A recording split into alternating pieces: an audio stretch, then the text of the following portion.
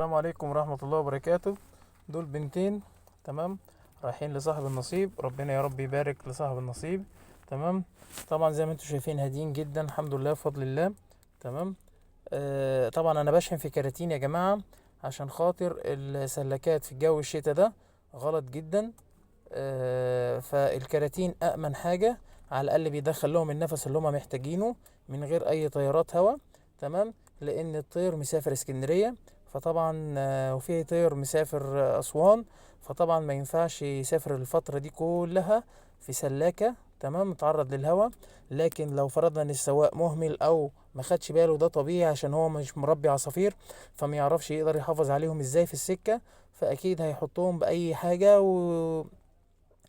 وممكن ياخدوا برد على ما يروحوا يقعدوا يوم يومين ويموتوا، ويرجع السبب يجي يقول لك تاني اصل انا جبت خدت منك حاجات وماتت. لا، هي الفكرة في طريقة الشحن يا جماعة. اهم حاجة طريقة الشحن تكون امنة، تمام، عشان خاطر الطير حرام، بصرف النظر بقى الفلوس رايحة فلوس جاية مش مهم، لكن الطير حرام يعني يروح. وكمان شقى ناس بتدفع فلوس عشان خاطر تجيب عصافير، فما يبقاش فلوسها بتروح في الارض. يعني الناس برضو تعبانة في الطير وتعبانة في الفلوس، تمام، فحرام. فلازم يا جماعة نخلي بالنا في موضوع الشحن، لان في ناس كتير بتشحن بطريقة غلط.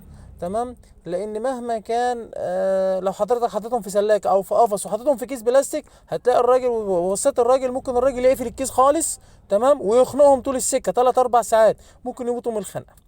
تمام.